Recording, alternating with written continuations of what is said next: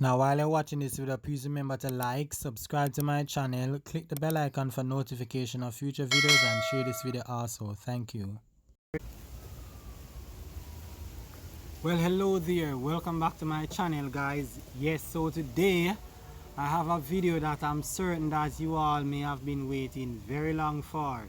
Yes, I have been doing for the past couple of days, I believe, or maybe a week or so. I have been doing some videos regarding sex. Why, in fact, on my playlist section you will see a slot titled Sex in Marriage, and in that slot there is around, let me tell you how much videos. In that slot there is so far 5 videos that was done by me regarding the issue of sex in marriage. The very first one is titled Ellen G. White. The very first one is titled Ellen G. White. Hold on, let me tell you guys.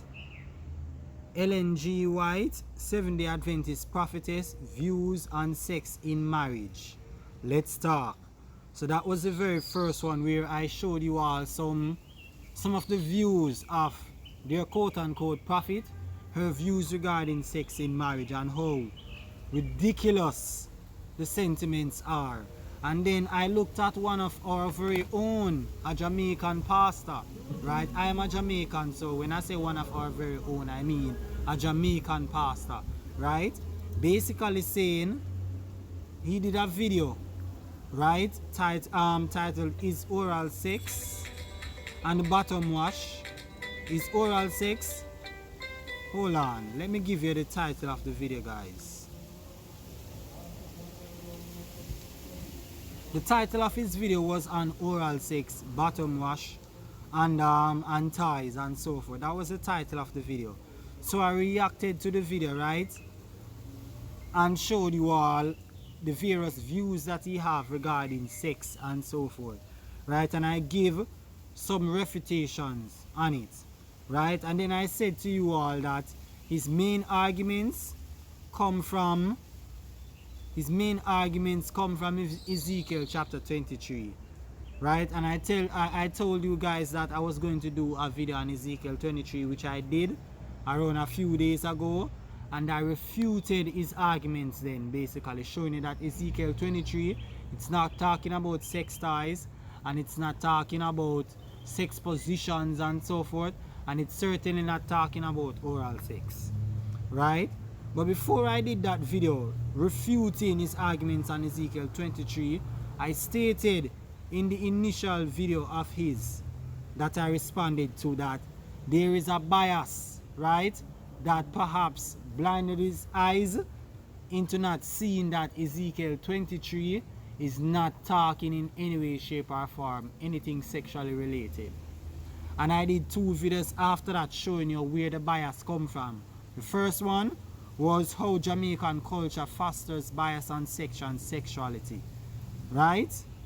And the second one is comparing Jamaicans' culture and sex and sexuality versus other cultures, right? So I did those 2 videos in order to provide some context to you, right? So that if you have any interaction with any Jamaicans and you know they're kind of stuck up when it comes to sexual matters, then you will understand that the culture is the reason for that, right? So now in this video, since I have refuted his arguments on that is a pastor, right, on, you know, the whole oral sex, doggy style and sex ties and so forth, in this video now I am going to show you the biblical position of sex within the context of marriage, right? I never answered the video that I did on Ellen White, you know.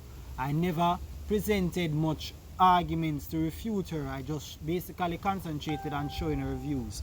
So this video now, you would have seen the thumbnail, is to basically refute the both of them together by showing you the biblical position of sex in marriage, right? And so I am going to start this video off by looking at Leviticus chapter 18, right? This is where we are going to first start. Leviticus chapter 18. Now, I'll be reading from the King James Version, right? Yes, I'll be reading from the King James Version where Leviticus 18 is concerned. So just give me a second. So Leviticus chapter 18 verse 1 onwards. This is what the Lord said. And the Lord spake unto Moses, saying, Speak unto the children of Israel, and say unto them, I am the Lord your God. After the doings of the land of Egypt, wherein ye dwelt, shall ye not do. And after the doings of the land of Canaan, whither I bring you, shall ye not do. Neither shall ye walk in their ordinances. You shall do my judgments and keep mine ordinances to walk therein. I am the Lord your God. Ye shall therefore keep my statutes and my judgments, which if a man do, ye shall live in them. I am the Lord. None of you shall approach to any that is near of kin to him and uncover their nakedness. I am the Lord. And if you read the rest of the verses onwards, it will give you different different things are stated, as in the limitations on sex for them. It says that they ought not to have sex with anyone that is near of kin to them. That means no one that is blood you shouldn't have sex with. And not only that, you shouldn't be having sex with a person and then having sex with a family member of theirs. Right? So that's another thing again to that is stated in the passage. Other than that, you shouldn't have sex with in-laws. So you're married to someone, you shouldn't have sex with their family member. Right? You shouldn't have sex with your father's wife. Right? Neither should you have sex with your mother's husband. So these are the various different things that are said. Also, you shouldn't have sex with an animal. Right? And another thing too, it was stated that they shouldn't have sex. They shouldn't have sex with a woman that is basically seeing their period. Leviticus 18 verses 19, right? As long as she is put apart for her uncleanliness. Now, in this era now, we do not put away a woman, whenever they are seeing their period. However, the same principle applies that it is not comely to have sex with a woman when she's seeing her period. These things are considered to be sexually immoral, right? And they are still applicable today, with the exception of putting away a woman when she's seeing her period, right? That's the exception there. So in Leviticus 18, we are basically seeing what is considered as sexually immoral or sexually improper, right? Nowhere did we ever find God raising an argument or an issue with the things that are done in the marital bed. Now, if that was a concern to God, right? According to what the pastor that I responded to, according to him, a lot of these sexual practices that are done today, we find that they were actually coming from Egypt, and he muddied Ezekiel chapter 23 in order to prove this. But now we are looking at Leviticus chapter 18. Remember in verse 3, God said, After the doings of the land of Egypt wherein you dwelt, shall ye not do, and after the doings of the land of Canaan whither I bring you, shall ye not do. Right? Neither shall ye walk in their ordinances. So the fact that immediately after God says this, right? In case you're wondering, what are the things that they did that they shouldn't do? God defined those things in the verses that follow after. So we find that all these are things that was done in Egypt and in the land of Canaan. The nations that were in the land of Canaan, right? They did these things as well. Right? So Egypt and them, those nations that are in the land of Canaan, these are the things that they did. And God said, I don't want you to follow after these things. So we are clear on that. If God had an issue, right, with sexual practices that were done by them, according to his arguments, here would have been a perfect opportunity for God to say, certain sexual things that is done between husband and wife, thou shalt not do them, right? You shall not give your wife doggy style. You shall not have you shall not put your head on a woman's private area. Neither shall a woman put her man's head. Neither shall a woman put her head on a man's private area, and vice versa. Neither shall you use any object for sexual pleasure. That will include dildo or what have you. If according to him those things were done, here would have been a perfect opportunity for God to raise an issue with it and say, hey, I don't want you to do these things.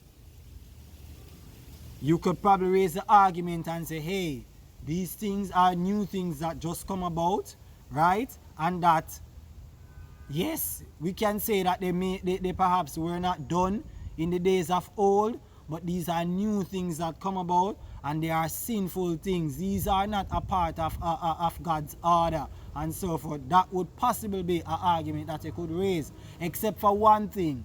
The Bible prophesies of many things that are to come.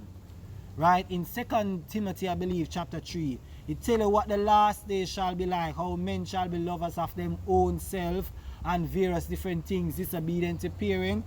Here would have been a perfect opportunity for God to say, also, they shall be practicing sexual positions that are sinful in my sight. They shall be using objects for sexual pleasure. They shall be doing putting their head on each other's private part and so forth. Here, the Bible would have clearly prophesied of those things. Are you going to tell me that God didn't foresee various different sexual positions to come, and that he didn't foresee that persons are going to practice oral sex, anal sex, and all these kind of things and so forth? Are you telling me that God didn't foresee these things to come?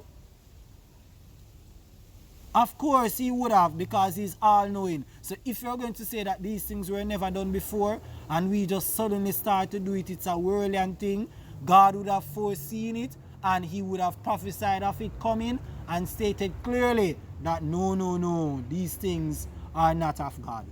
But we don't find that. Many things are prophesied to come, what the last is are going to be like. And you don't find God prophesying that, hey, they are going to start doing all kind of positions and so forth. Stay away from these things. You don't find God prophesying of that either. Right? So, so any Christian who raises any arguments about sex in marriage and saying that it's sexual immorality to do certain things within the confines of marriage, granted that there's not a third party, you would have to find the burden of proof from the Bible, and there is no such burden of proof to basically back up that position. Right, guys? The burden of proof is very much lacking. And I'm not through yet. No, not by a long shot. I have a few more things that I want to say to you all. Right? We're going to look at 1 Corinthians chapter 7. Right? Now, before I get to 1 Corinthians 7, it is true that when God made Adam and Eve and said that be fruitful and multiply, fill the earth and replenish it or subdue it, what have you. Right? Yes, family members used to cohabit. Right? Because there was no choice then. In order for them to populate, brother and sister, when they had their children, Adam and Eve, in order for the population to spread, then certainly brother and sister would have to have sexual relations. This is why we are all ultimately related, But when at the time of the Tower of Babel, when all the people were one and spoke one language, God confounded their language in order to scatter them. Right? And when they were scattered now, and God picked out his chosen people from among them, during the time of Moses now, God then changed that and say, hey, listen, we are no longer going to do, I don't want my people to do these things. Because even Abraham and Sarah, are technically brother and sister, It wasn't a sin at that time. But during the time of Moses, God then laid out what sexual practices he doesn't want to see his people doing. And yes, while we are no longer under the law of Moses anymore under the new covenant. Everything that you will have read, right, from Leviticus 18 still applies in the new covenant. Apart from putting away a woman when she's seen her period. Right? In Leviticus 18, verse 24, after God finished laid out everything that he doesn't want them to do, he says, defile not yourself in any of these things, for in all these the nations are defiled, which I cast out before you. Right? So, don't do any of these things. They are considered as abomination in the sight of God. Right? We don't find sexual practices between husband and wife listed in this. So, the children of Israel during Old Testament time, they know nothing of what Christians would want to promote in this era. They don't know of sexual positions being a sin, sexually immoral in marriage. They don't know anything about that because that's not a law in the Torah. You won't find such law in the Torah. Says thou shalt not do doggy style or any of those things. Thou shalt be careful of what position you do in the bedroom. You don't find that in the Torah. Right, guys? So now fast forward to the New Testament now. Right? We are going to go to the New Testament now and see what the New Testament has to say where this is concerned. In Hebrews chapter 13, verse 4. In Hebrews chapter 13, verse 4, we are going to look at that and see what we can actually gather from Hebrews 13, verse 4.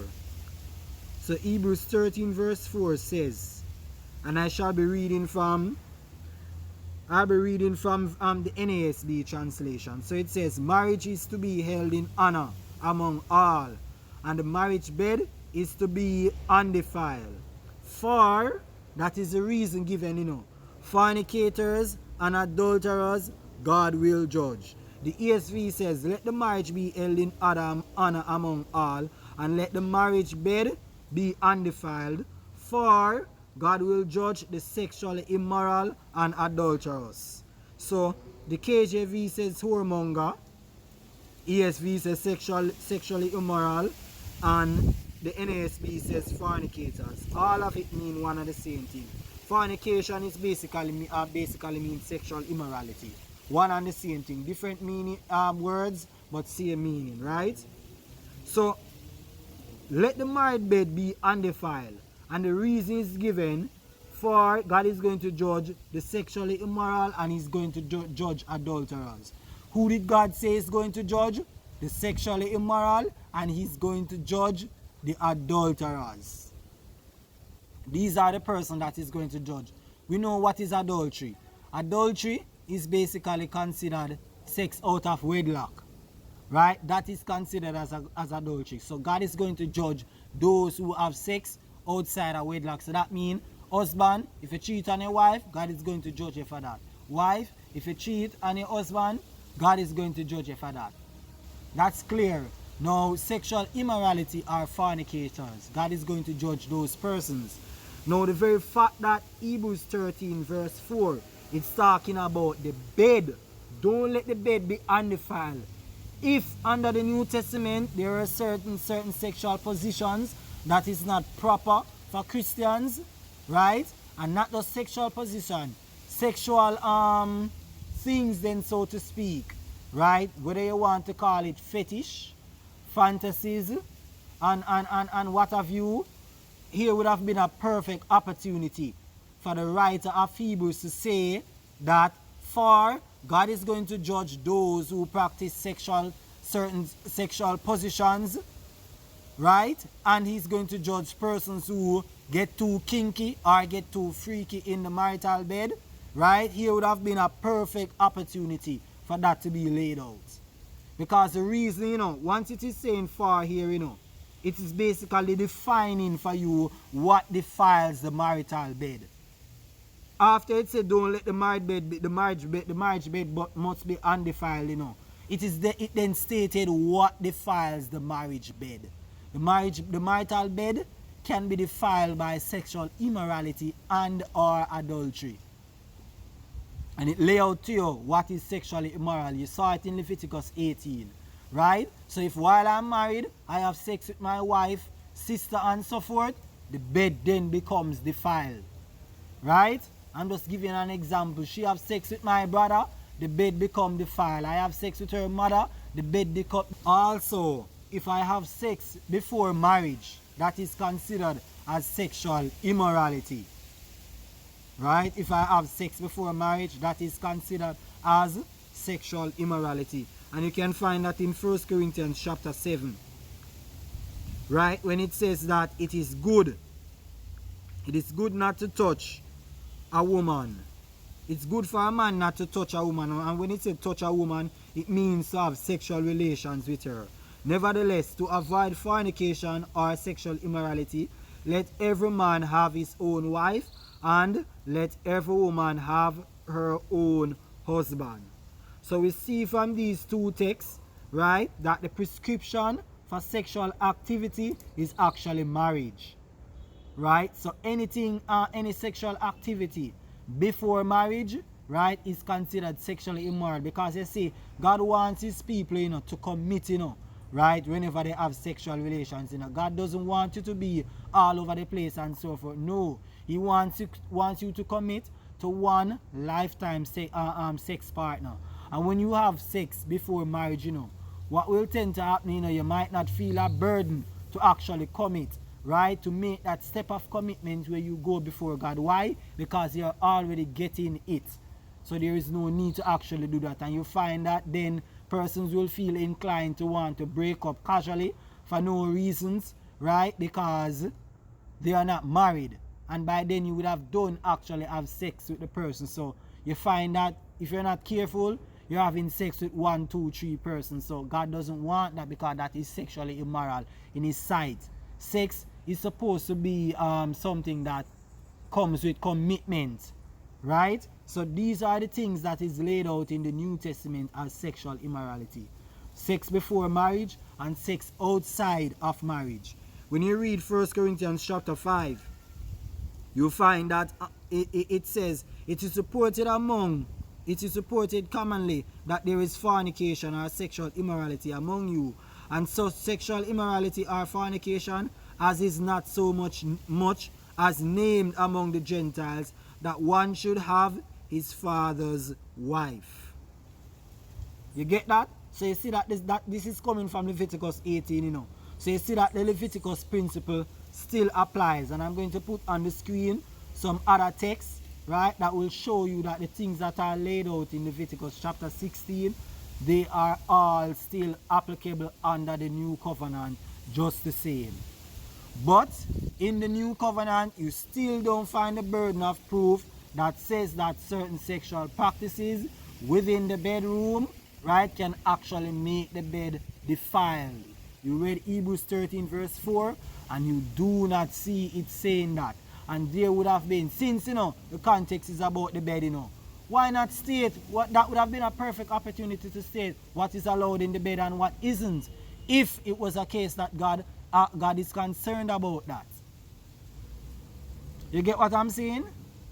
So this is basically refutes every possible argument for any Christian or non-Christian to say that a husband or a wife has to be careful with what they do, right, within the marital bed, granted that it's between them. You cannot say that this is wrong or that is wrong. No.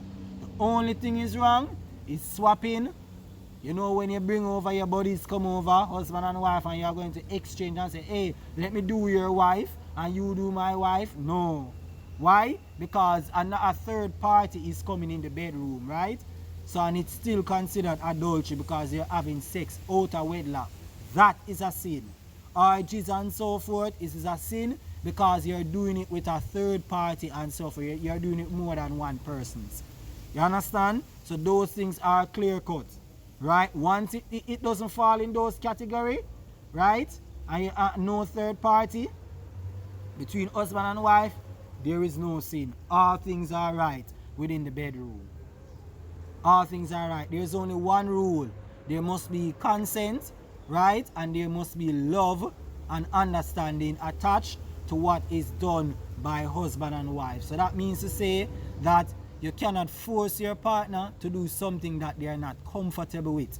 It defies the concept of love. And two, right, if for instance you're having sex, husband and wife, and your wife say, hey darling, I don't like this hurt, or what have you, stop, and so forth, then you're expected to listen to what she's saying. You can't be selfish now, you know, and seek your own, you know, because that defies love. As long as your wife is okay with whatever you're doing to her, and as long as you are okay with whatever she's doing to you, then fine, guys, there is no problem with it. I basically end this video now, guys. This is the testimony of scriptures. This is what the Bible actually teaches, right? I do hope that you are edified by this video, right? Now, of course, I am still not through it. I have one more video to basically sum up the whole thing, and you will see that video tomorrow. So look out for the video tomorrow, guys. And remember now, you know, do share this video. Like, comment, subscribe, and share this video. Bye bye now.